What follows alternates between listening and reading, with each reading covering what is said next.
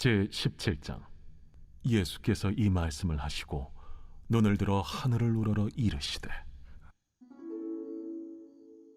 아버지여, 때가 이르렀사오니 아들을 영화롭게 하사 아들로 아버지를 영화롭게 하게 하옵소서.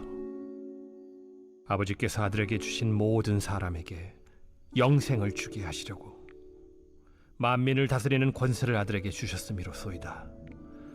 영생은 곧 유일하신 참 하나님과 그가 보내신 자 예수 그리스도를 아는 것이니이다. 아버지께서 내게 하라고 주신 일을 내가 이루어 아버지를 이 세상에서 영화롭게 하였사오니, 아버지여, 창세전에 내가 아버지와 함께 가졌던 영화로서 지금도 아버지와 함께 나를 영화롭게 하옵소서. 세상 중에서 내게 주신 사람들에게 내가 아버지의 이름을 나타내었나이다. 그들은 아버지의 것이었는데 내게 주셨으며 그들은 아버지의 말씀을 지키었나이다. 지금 그들은 아버지께서 내게 주신 것이 다 아버지로부터 온 것인 줄 알았나이다. 나는 아버지께서 내게 주신 말씀들을 그들에게 주었사오며 그들은 이것을 받고 내가 아버지께로부터 나온 줄을 참으로 아오며 아버지께서 나를 보내신 줄도 믿었사옵나이다. 내가 그들을 위하여 비옵나니 내가 비옵는 것은 세상을 위함이 아니요 내게 주신 자들을 위함이니이다. 그들은 아버지의 것이로소이다. 내 것은 다 아버지의 것이요 아버지의 것은 내 것이온데 내가 그들로 말미암아 영광을 받았나이다. 나는 세상에 더 있지 아니하오나 그들은 세상에 있사옵고 나는 아버지께로 가옵나니, 거룩하신 아버지여, 내게 주신 아버지의 이름으로 그들을 보존하사 우리와 같이 그들도 하나가 되게 하옵소서. 내가 그들과 함께 있을 때 내게 주신 아버지의 이름으로 그들을 보존하고 지키었나이다. 그 중에 하나도 멸망하지 않고 다만 멸망의 자식뿐이오니 이는 성경을 응하게 함이니이다. 지금 내가 아버지께로 가오니 내가 세상에서 이 말을 하옵는 것은 그들로 내 기쁨을 그들 안에 충만히 가지게 하려 함이니이다. 내가 아버지의 말씀을 그들에게 주었사오매 세상이 그들을 미워하였사오니 이는 내가 세상에 속하지 아니함 같이 그들도 세상에 속하지 아니함으로 인함이니이다. 내가 비옵는 것은 그들을 세상에서 데려가시기를 위함이 아니요 다만 악에 빠지지 않게 보존하시기를 위함이니이다. 내가 세상에 속하지 아니함 같이 그들도 세상에 속하지 아니하였사옵나이다. 오늘 묵상할 본문은 요한복음 17장 1절부터 16절 말씀입니다. 예수님은 이 땅에 오셔서 아버지께로 가시는 이 사건만 제외하고는 아버지께서 그에게 위임한 모든 사역을 지금 완성하셨습니다.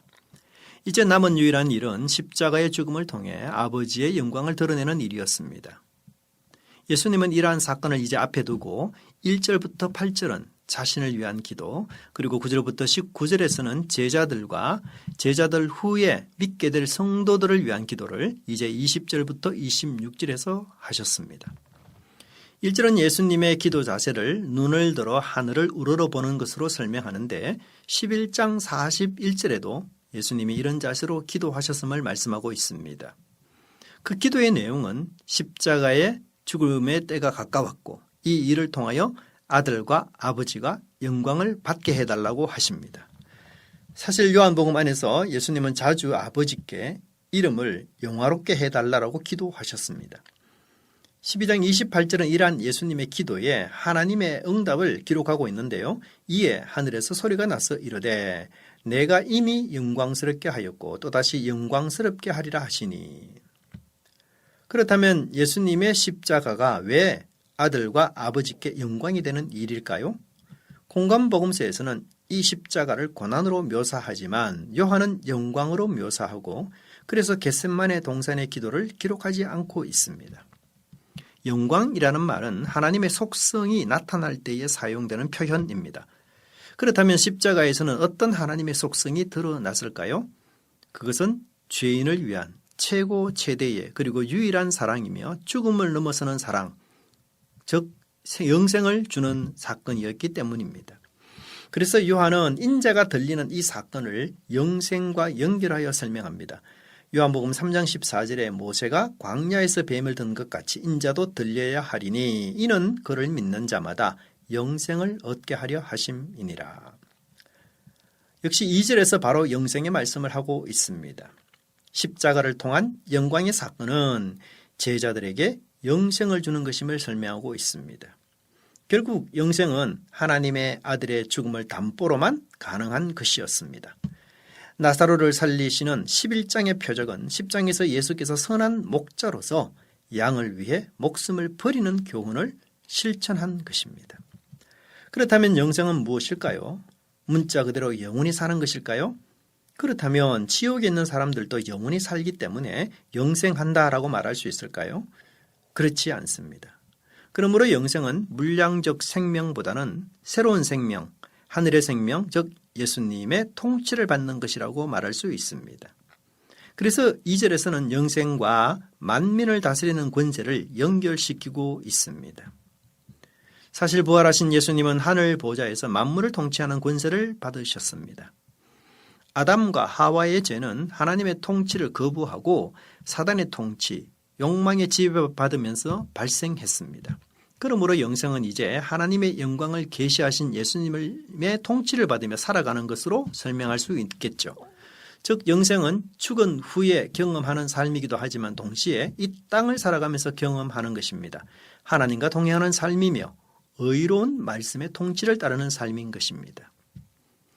3절에서는 영생을 얻는 방법으로 아버지 하나님과 예수님을 아는 지식이라고 설명하고 있습니다. 사실 믿음이 중요할 텐데 요한은 왜 여기서 지식을 강조할까요? 사실 요한복음에서 믿음과 지식은 교차적으로 사용됩니다.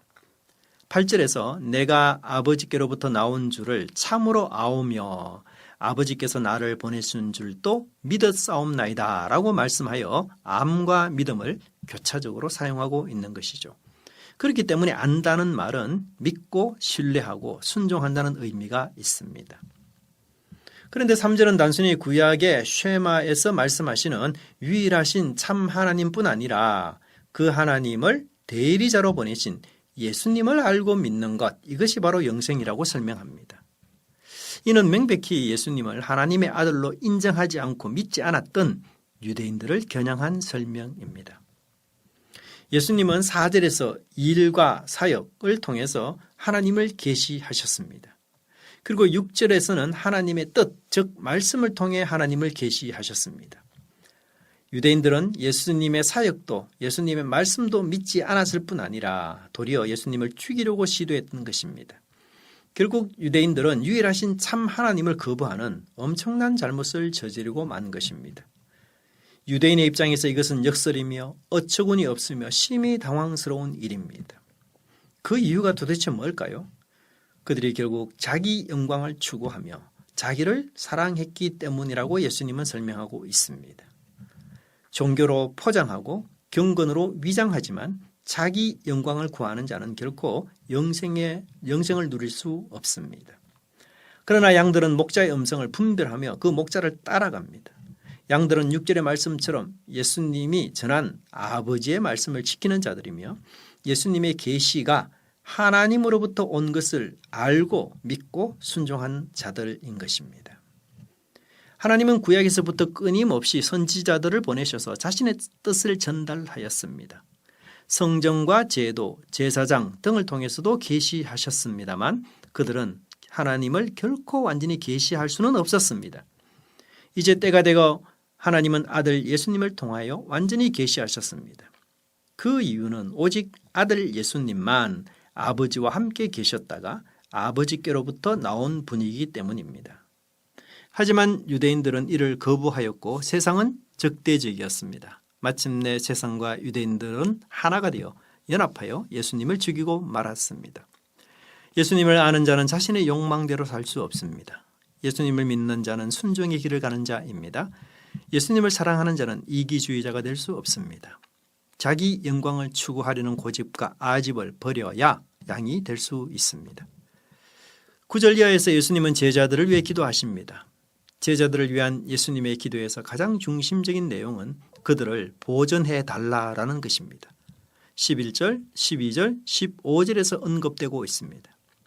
먼저 12절에서 예수님께서 지상에서 사역하실 때 제자들을 보존하고 지켰다고 합니다. 하지만 11절에서 이제 예수님은 더 이상 지상에 계시지 않습니다. 그러므로 당연히 아버지께서 그들을 보존해 주시기에 간구하고 있습니다. 그렇다면 왜 보존이 필요할까요? 14절에서는 세상의 미움과 사탄의 유혹 때문이라고 말씀하고 있습니다. 제자들은 이제 세상과 직면해야 합니다. 하지만 세상은 제자들에게 호의적이지 않습니다. 세상은 제자들을 적대하거나 아니면 유혹할 것입니다. 제자들은 그들의 공격 앞에서, 그들의 미움과 적개심 앞에서, 그들의 거짓과 유혹 앞에서 넘어지기도 하고 쓰러지기도 하며 패배할 것이기도 할 것입니다. 차라리 유혹 많은 세상을 떠나 사는 게 더 나을 수도 있습니다. 원한과 증오, 원한과 한으로 점철된 이 세상과 이별하는 게 더 나을 수도 있습니다. 견디기 힘든 고난과 살아도 가중되는 압력, 언제 끝날지 모를 인생의 고통 앞에서 차라리 목숨을 버리는 게 더 나을 수도 있을 것입니다. 하지만 예수님은 15절에서 제자들을 세상에 데려가시기 위해 하는 기도가 아니라고 합니다. 이기고 극복하고 견디고 지키고 회복하기 위해 하는 기도라고 합니다. 인생을 삼키는 거대한 폭풍을 과연 이길 수 있을까요? 밀려오는 파도와 같은 고난을 과연 극복할 수 있을까요? 낭떠러지에 이르렀다고 생각하고 있는데 어떻게 떨어지지 않고 날아오를 수 있을까요? 아무것도 붙잡을 수 없고 깨어진 유리조각과 같은 인생이 다시 회복할 수 있는 길이 있을까요? 땅은 하늘을 이길 수 없습니다. 어두움은 빛을 이길 수 없습니다. 아래는 위의 지배를 받습니다. 예수님은 제자들이 하늘에 속한 자, 세상에 속하지 않는 자라고 말씀하십니다. 그러므로 하늘에 속한 자는 반드시 세상을 이길 수 있습니다. 세상에서는 너희가 환난을 당하나 담대하라. 내가 세상을 이기었노라. 기도하겠습니다. 주님을 알고 믿음으로 영생의 은혜를 주셔서 진심으로 감사드립니다. 이제 영생을 가진 자로서 주님의 통치, 말씀의 통치를 잘 받는 제자들이 되게 하옵소서. 적대적인 세상 속에서 많은 고난과 유혹이 있지만 저희들이 하늘에 속한 자라는 정체성을 잊지 않고 또한 주님께서 저희를 지키시고 보존하시고 하나가 되기 위해 하신 기도를 기억하고 이기고 극복하고 또 일어서는 은혜를 허락해 주시옵소서. 예수님의 이름으로 기도드립니다. 아멘. 1. 오심 기도. 하루 5번 마음을 다해 드리는 기도. 나는 죽었습니다. 제가 주인이 아니고 예수님이 저의 주인이십니다. 예수님은 십자가에서 죽으시고 부활하셨습니다. 부활하신 예수님을 가슴으로 만나서 따라가며 간증합니다. 사랑하는 가족과 함께 영광스러운 승리를 노래합니다.